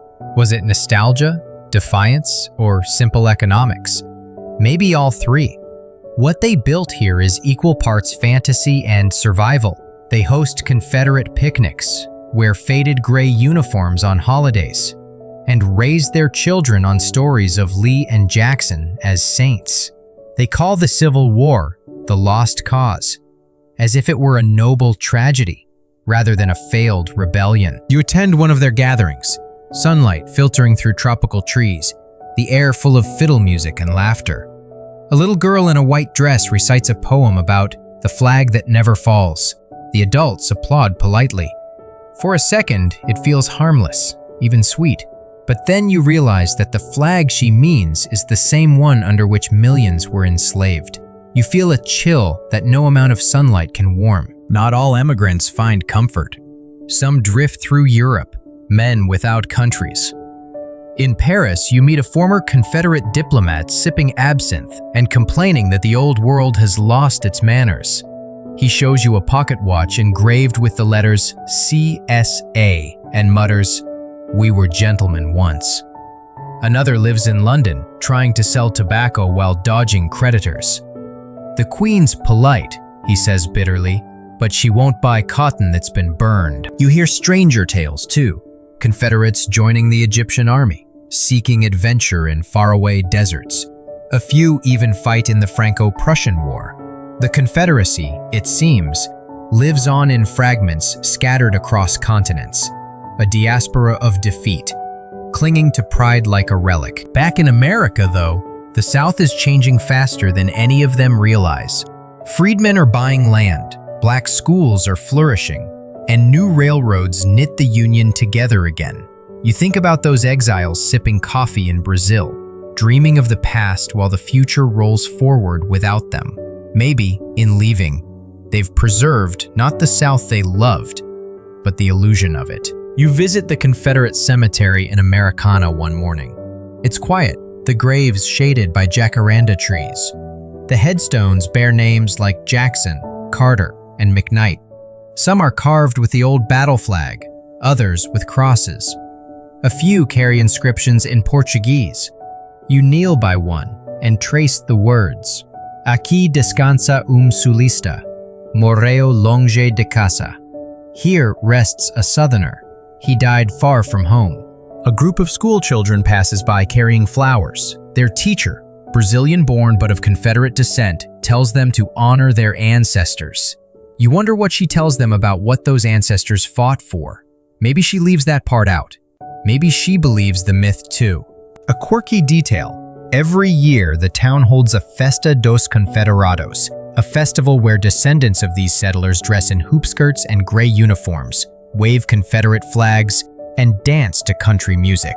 It's still held in your time, believe it or not. The past, embalmed and costumed, refusing to die. Historians still debate whether these communities were preserving heritage or denying history. You walk away from the cemetery thinking it's probably both. The Confederacy didn't just lose a war. It lost the right to believe itself righteous. These emigrants, in their own way, tried to buy that righteousness back with distance. As night falls, you sit on the veranda of a small house overlooking the fields. Fireflies blink like distant campfires. Somewhere, someone strums a banjo. You can almost imagine you're back in Mississippi, 1860, if not for the palm trees swaying in the warm wind. The illusion is nearly perfect, and that's what makes it haunting. Before you drift to sleep, you think of the ones who stayed behind, the freedmen, the widows, the soldiers who returned to broken farms. Maybe they were braver than these exiles, facing the world they made instead of running from it. Maybe redemption isn't found in exile or nostalgia, but in endurance. The last thing you hear before sleep takes you is a whippoorwill's cry mingling with the rustle of sugarcane. And for a brief, eerie moment, you can't tell whether you're in the new world or the old one refusing to die.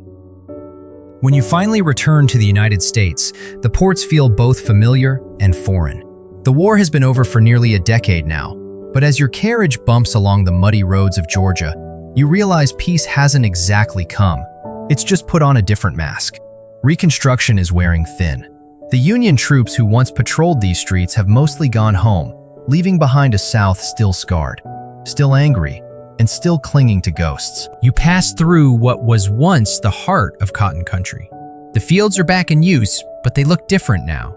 The lines of enslaved laborers are gone, replaced by sharecroppers, both black and white, bent over the same rows, bound not by chains, but by debt.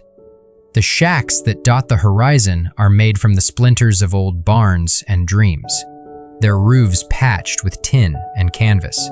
You stop by one and talk to a woman named Charity. She's in her 30s but looks twice that. Her hands are rough, her voice calm. "I don't own the land," she says, wiping sweat from her brow, "but I work it, and that's something." Every fall they tell me I owe more than I made, but it's still mine to plant. She glances toward her children, barefoot and wide-eyed, dragging sticks through the dust. One day they'll learn their letters, and maybe they'll own something real. You follow her gaze toward a small wooden building on a hill, a schoolhouse, its roof half caved in, the American flag above it frayed, but still flying. It's one of hundreds built during Reconstruction, often with donations from Northern missionaries or freedmen's associations. Inside, a young teacher recites the alphabet with a dozen children. Each letter sounds like a defiance, a whisper of hope in a landscape that forgot how to dream. As you continue through the South, you start noticing something else: the rhythm of rebuilding. Every town hums with activity. Carpenters repairing courthouses, blacksmiths hammering iron, merchants setting up shops. Life, as it always does, finds a way. But beneath the surface, the air is charged with resentment. The war may have ended in 1865, but the bitterness hasn't. It hangs in the churches, the newspapers, the very soil. In Charleston, you stop at a boarding house run by a widow named Mrs. Beauregard. She serves you cornbread and chicory coffee while lamenting the new times. "It's upside down now," she sighs. "Servants giving orders, field hands voting. The world's gone mad." You notice the portrait of her husband on the mantle, a Confederate officer in full uniform. His eyes seem to follow you across the room. Later, on the streets, you overhear two men arguing outside a store. One's a northern merchant, the other a local farmer. The merchant insists on being paid in dollars. The farmer wants to pay in cotton. "We don't have Yankee money," the farmer growls. "You took it all." They glare at each other until the shopkeeper steps between them. You keep walking, thinking about how wars never really end, they just get quieter. A quirky detail. In some southern towns, locals start holding decoration days, early versions of what you'd recognize as Memorial Day. At first, these are meant to honor all the dead. But quickly, they become something else. A way for Southerners to mourn the Confederacy itself without saying so aloud. Women in black dresses lay flowers on Confederate graves. Children recite poems about honor and sacrifice. And the speeches carefully omit the word slavery. You attend one of these ceremonies. The preacher says, "Our sons sleep in glory. Their cause was just, though fate was cruel." The crowd nods solemnly. You feel a chill. This isn't just mourning, it's myth-making. Historians still argue when the lost cause really began, whether it started as grief or propaganda. But here, standing under the weeping willows of a Confederate cemetery, you see how memory is being polished, sanctified. The old cause is being reborn as romance. Even some northern visitors are charmed. Writers and painters come south enchanted by the crumbling mansions, the courtesies, the air of tragic nobility. They write stories of gallant cavaliers and faithful servants, of magnolias and moonlight. You read one of these novels in a hotel parlor and find yourself half sick, half fascinated. It's beautiful and utterly false. The South is being mythologized even as it bleeds. Meanwhile, the freedmen's hopes are narrowing. Without federal troops, they're left at the mercy of state governments, dominated once again by white elites. Black voters are harassed, black schools attacked. In one town, you see the charred remains of a church that doubled as a classroom. On the steps, someone has scrawled, "This is what freedom looks like." You stop to talk to a Union veteran who stayed behind to work for the Freedmen's Bureau. He looks exhausted, his blue coat faded to gray. "We tried," he says simply, "but Washington lost its stomach for it. People up north want cheap cotton again, not justice." He pauses, staring at the smoldering church. "We won the war and lost the peace." That line stays with you. There are small triumphs still. Black churches flourishing, literacy rising, entire families reuniting after years of separation. You meet a man named Ezekiel who walked from Virginia to Texas looking for his wife, finally finding her after 8 years. They have nothing but each other and the will to keep moving. "Freedom," he says, means I can search and nobody can stop me. His words feel like scripture, but you also see men in white robes riding at dusk again. The Klan may have been suppressed by Grant's laws, but its imitators, White Leagues, Red Shirts, are returning under new names. They ride not for honor, but for intimidation, ensuring that no freedman forgets who holds the real power. You stop at a crossroads where a tree bears a strange, sickening shape. You don't go closer, but you know what it is. The land itself seems to look away, and yet somehow people endure. They plant, they pray, they build. You find comfort in small, stubborn gestures. A woman patching a flag with both Union blue and Confederate gray stitched together. A white and black boy skipping stones together by a river. Life insists on going forward, no matter how many try to drag it back. Historians still debate whether Reconstruction's failure was inevitable. Maybe it was too ambitious, too fragile, or maybe it simply asked too much of a nation still learning how to keep its promises. But as you stand on that dirt road, cicadas buzzing, the smell of wood smoke in the air, you understand something. History isn't just written by the victors, it's rewritten by the survivors.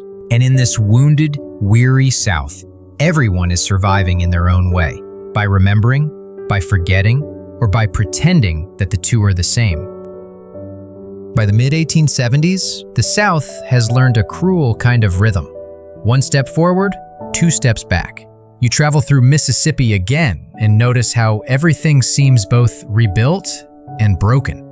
The rail lines hum, the storefronts shine, but the faces tell another story. Reconstruction is dying, quietly, under the weight of exhaustion and compromise. In the courthouses, the old men are back. You see them presiding over trials, gray-haired and smug, their Confederate service pins tucked neatly under waistcoats. On paper, they swear loyalty to the Union. In spirit, they still fight for the old order. They've found new weapons, laws instead of rifles. They call them black codes in some states, vagrancy acts in others, but they all mean the same thing: control. You sit in a courtroom and watch a freedman stand before a judge accused of loitering. He explains he's been looking for work since the harvest ended. The judge frowns, declares him guilty, and fines him $20.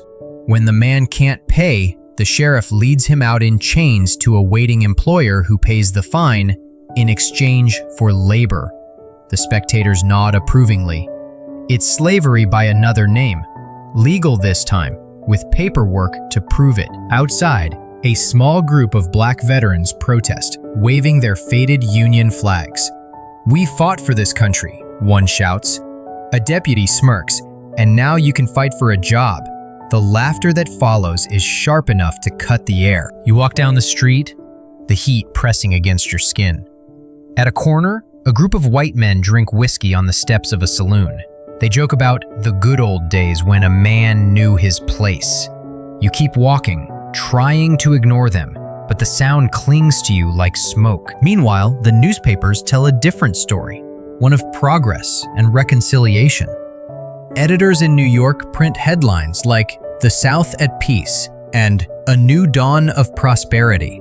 You almost want to send them a letter. Come see for yourself. In some cities, black communities try to build safety through self-reliance. They form schools, churches, and small businesses, pockets of dignity in a hostile sea. You visit one such neighborhood in Memphis. The streets are lined with bakeries, tailors, and a print shop that publishes a newspaper called The Freed Voice. Its editor, a former teacher named Benjamin Turner, greets you with ink-stained hands. "We can't wait for Washington," he says. "We make our own freedom here." But even here, the threats lurk. You walk past walls covered in chalk warnings. Don't walk alone at night. Remember Colfax. The memory of massacres still hangs in the air. Colfax, Coushatta, Vicksburg. Each a name-turned tombstone. Entire black militias have been wiped out, their leaders murdered while the federal government looks the other way. Historians still argue whether these massacres were spontaneous or orchestrated. Standing here, You don't need debate. You can smell the planning in the ashes. Then comes 1877, and with it, the quiet death of Reconstruction.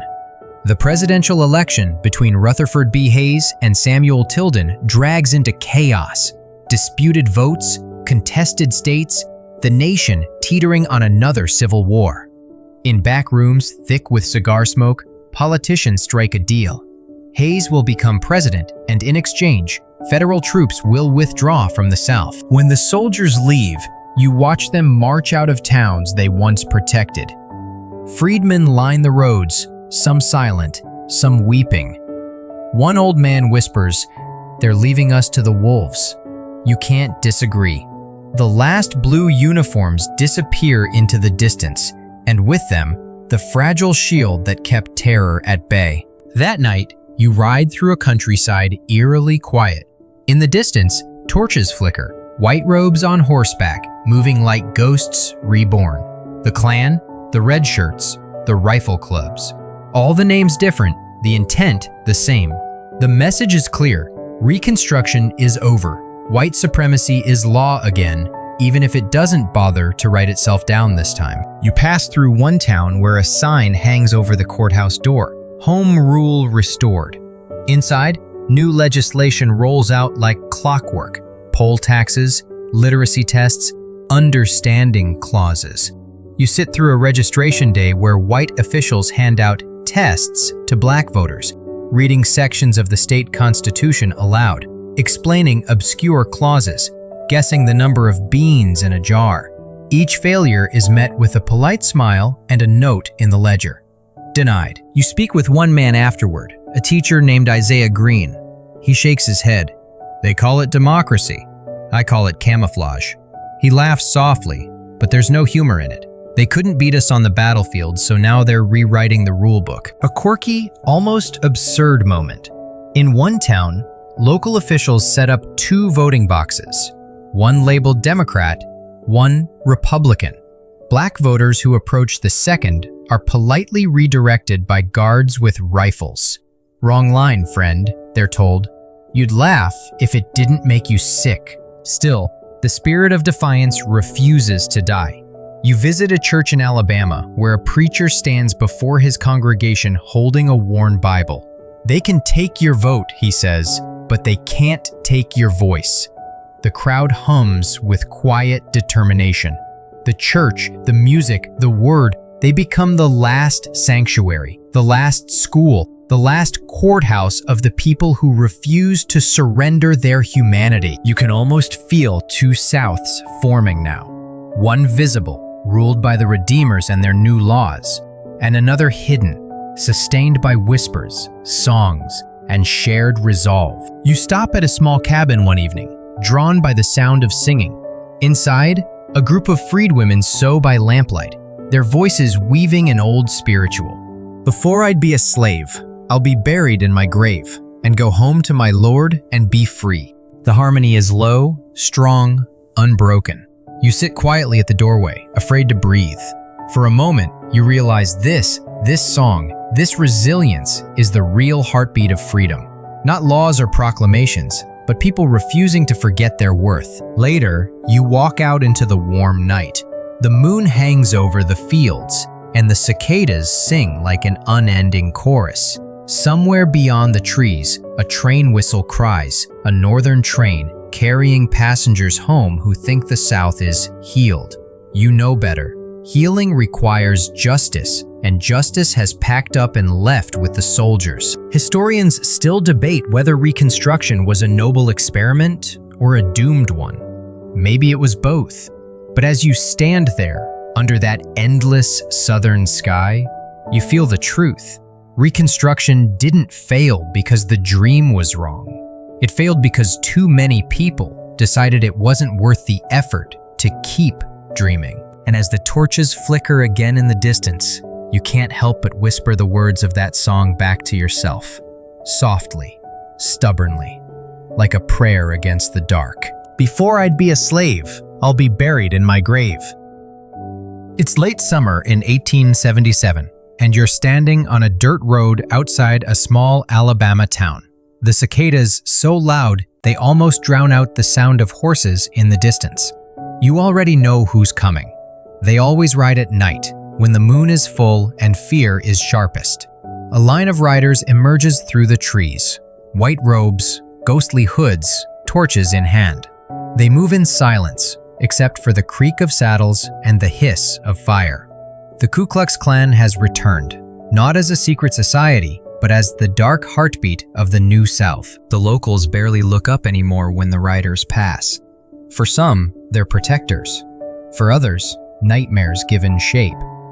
And for those who bear the target of their message, freedmen, school teachers, Union loyalists, their death made visible. You follow them at a distance one night, your steps slow, your breath shallow.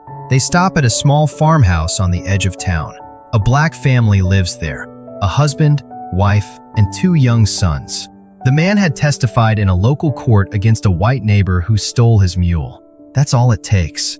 The riders circle the house, shouting through the door, demanding respect. When it doesn't open fast enough, a torch flies through the window. Flames leap to life like wild laughter. The family escapes through the back door, but the house burns to the ground. No arrests, no trials, only ashes. The next morning, the sheriff shakes his head and calls it an accident. You know better. Everyone does. But the silence is part of the ritual. The South has learned how to commit violence politely. The Klan, the White Leagues, the Red Shirts all sprout from the same poisoned soil. They call themselves defenders of order and tradition, as if burning churches and lynching teachers were civic duties. You read the editorials, respectable newspapers describing these men as vigilant citizens. A preacher even calls them the Lord's instruments against corruption. You almost laugh, but the joke dies in your throat. Historians still argue whether the Klan was a reaction to occupation or simply the continuation of the Confederacy by other means. Standing here, you don't need theories. You can feel it. The gray uniforms are gone, but the cause, the real cause, still rides. In one Mississippi town, you attend a political meeting in a black church. The speaker, a former Union soldier named Henry Adams, stands at the pulpit, urging men to register for the next election. His voice is strong but weary. We fought to make freedom real, he says. Don't let them steal it in the night. The congregation claps softly. Then, a gunshot cracks through the window. Adams drops mid-sentence. The lamps go out. Screams fill the dark. You crawl under a pew, your heart pounding. The smell of gunpowder thick in the air. When the light returns, Adams lies motionless. Outside, hoofbeats fade into the distance. The next day, his body is buried quietly, without ceremony. The local paper prints a single line: "Former soldier dies in unfortunate incident." You can almost hear the ink lie as it dries. Still, the terror isn't only physical, it's psychological, generational. The message is clear. Stay in your place.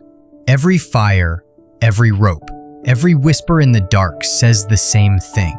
You meet a young school teacher named Clara, who still insists on teaching black children despite the threats.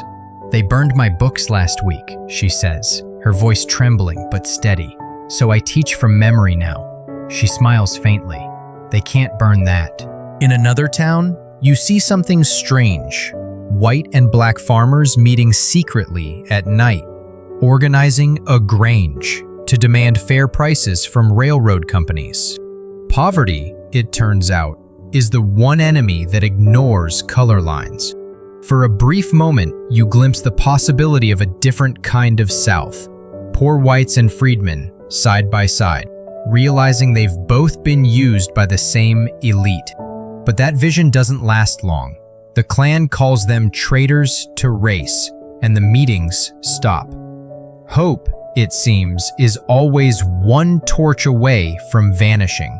A quirky but chilling detail. Some Klan members claim they're ghosts of Confederate soldiers, returned from the grave to avenge the South.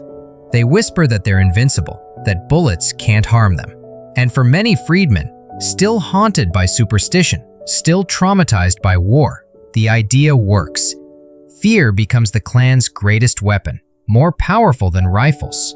You hear of one man who fired his gun into a rider's ghostly robe, only to find blood seeping through. He tells the story in every church he can reach. They're not spirits, they're men, and men can die. But for every man who fights back, 10 more flee in terror. By 1875, the violence becomes too widespread to ignore. Congress passes new enforcement acts, giving the president power to send federal troops again. Grant signs them reluctantly, tired of blood but bound by duty. The army sweeps through the South, arresting hundreds of Klansmen. For a time, the hooded riders vanish, melting back into the population. But you know it's only a pause. Evil this organized doesn't die. It hibernates. Historians still debate how effective that crackdown really was. Some call it a triumph of justice. Others, a temporary band-aid on a mortal wound. You walk through one of the burned-out towns afterward, watching soldiers load prisoners onto wagons. The locals spit as they pass. One whispers, "You Yankees'll leave soon.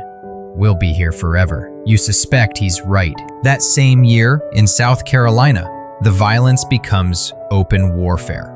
The red shirts, paramilitary Democrats, ride openly through towns, waving pistols and banners reading "White Men Rule." They attack polling places, beat Republican voters, and boast about it in newspapers. The federal government condemns the violence but sends no reinforcements. Washington has lost its will. You stand in the crowd during one of these elections. The air smells of dust and fear. Black men approach the polls and turn away after seeing armed mobs at the door.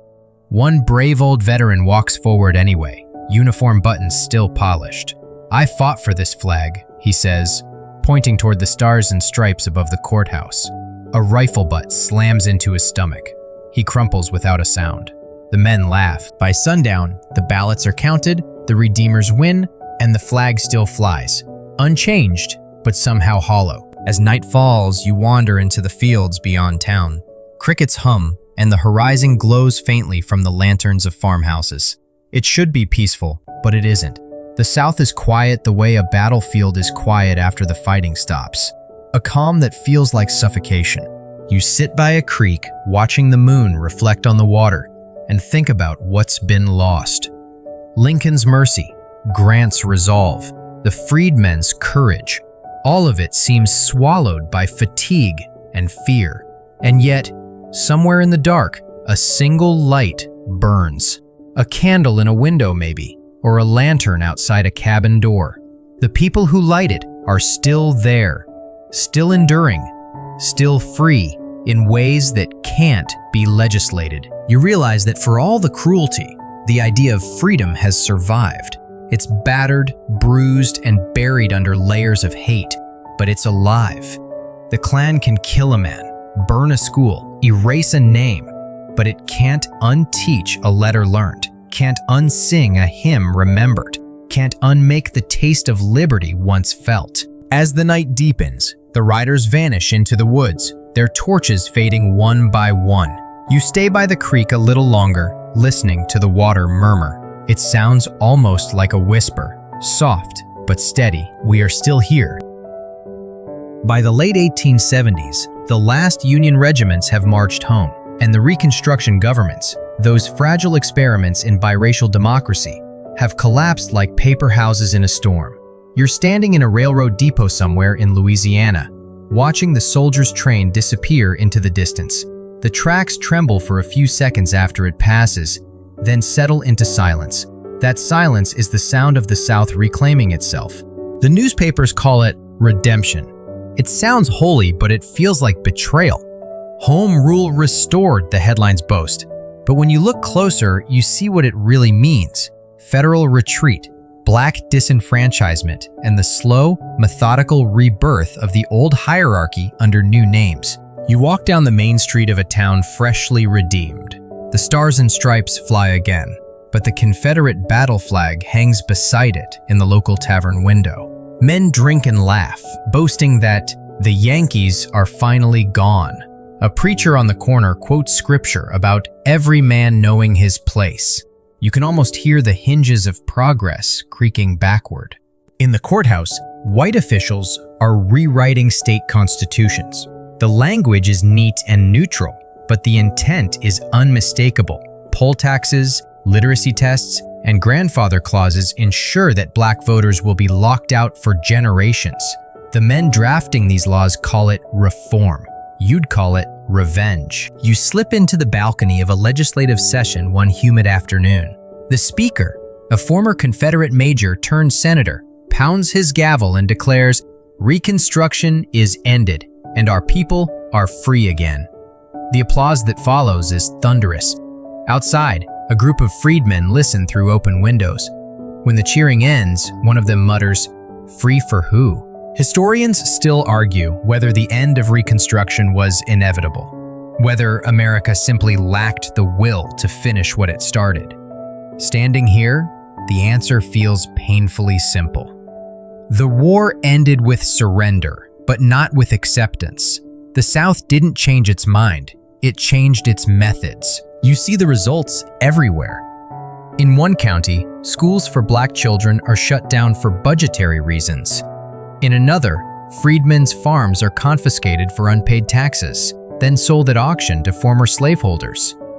A black newspaper editor who dares to criticize these injustices is found hanging from a bridge, the word agitator pinned to his coat. The local paper calls it a tragedy of unknown origin. Still, you also see defiance. Churches remain full. Teachers hold lessons in barns and basements. Freedmen's organizations continue to meet in secret, recording every injustice in ledgers they hope some future government will read. "We plant for tomorrow," one minister tells you. "We may not see the harvest, but our children will." One of those children, a boy named James, shows you the primer his teacher gave him. Inside the cover, in pencil, someone has written, "Keep learning." It's the one thing they can't take back. James grins proudly. "I can spell my name now," he says. "Next year, I'll spell freedom." You ruffle his hair and realize he doesn't know how much danger he's in just for saying that word out loud. You move on, passing through towns that seem frozen in a dream of the past. The rail stations are busy again, carrying cotton north and manufactured goods south. Northern investors pour money into mines and mills, calling it the New South. They speak of progress, not realizing it's built on the same old foundations: cheap black labor, tenant debt, and fear. The plantations may have been renamed estates, but the crop rows still run straight and endless under the punishing sun. In Atlanta, you meet a journalist who tells you the South's problem isn't that it lost the war, it's that it won the peace. He's right. Confederate veterans fill city councils.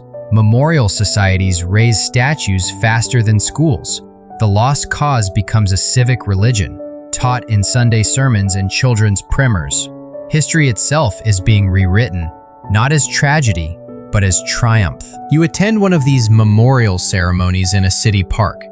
Women in white dresses lay wreaths at the foot of a gleaming statue of Robert E. Lee. A gray-bearded orator tells the crowd he fought for the rights of his people, not for slavery. The crowd murmurs approval. You notice a group of black laborers standing at the edge, hats in hand, listening in silence. They know better. They lived the truth that's being erased before their eyes. A quirky, almost surreal detail. Some northern publishers begin printing Southern readers for schools, full of sanitized tales of loyal slaves and noble masters. The books sell well nationwide. Even in the North, people are tired of guilt. They want romance, not reckoning. In one of these classrooms, a teacher reads aloud a line describing the kindly care of slaveholders. A small black girl raises her hand and says softly, "My grandmama told me it wasn't kindly." The room goes quiet. The teacher clears his throat and changes the subject. The machinery of myth is unstoppable now. Confederate veterans' reunions draw thousands, complete with parades and brass bands. Souvenir vendors sell miniature cannons, gray kepis, and portraits of Lee and Jackson. The narrative of noble defeat becomes the South's greatest export, and the nation, eager for unity, lets it happen. Historians still debate whether the North's forgetfulness was mercy or cowardice. Maybe both. But as you walk through these festivals of selective memory, you realize what's being buried isn't just guilt, it's accountability. Meanwhile, in Black communities, a quieter, harder faith takes root. The churches swell with voices that refuse to bow. The sermons shift from liberation to endurance, from freedom to salvation. You attend one in a small wooden chapel by a river.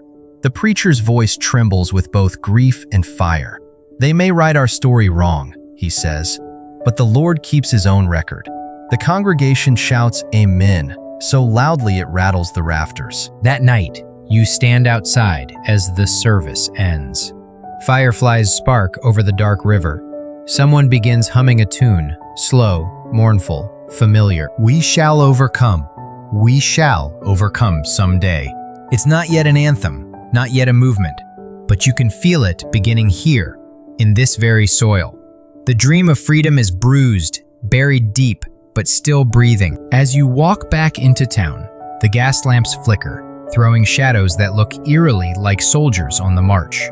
The war may be over, but the battle over its meaning has just begun. And the victors are not always the ones who fired the last shot. You stop at a statue of Lee, his bronze horse rearing toward the sky. A plaque at the base reads, "He fought for honor." You reach out and touch the cold metal, whispering what no one else will. He fought for slavery. The night wind carries your words away, but maybe someday someone will hear them. Decades drift by, and you find yourself walking through a southern landscape that looks healed on the surface. Railroads gleaming, new cities rising, factories humming. But underneath, the same old wounds fester, quiet and unhealed. Reconstruction is a ghost now, and the men who once rode beneath its banner are long dead. But their choices, their mercy, their mistakes, their fears have shaped everything you see. You pass through a courthouse square in 1890 and see a marble statue of a soldier in gray gazing nobly into the distance. The inscription reads, "Our heroes, defenders of state sovereignty." Children play tag around its base. Across the street, a Black man steps off the sidewalk as two white women pass, hat in hand, eyes downcast. The ritual is practiced, unspoken. That's how the New South survives, by pretending equality is impolite. Jim Crow laws are spreading now, town by town, state by state. Separate but equal, the courts say, though the lie doesn't even bother to hide itself.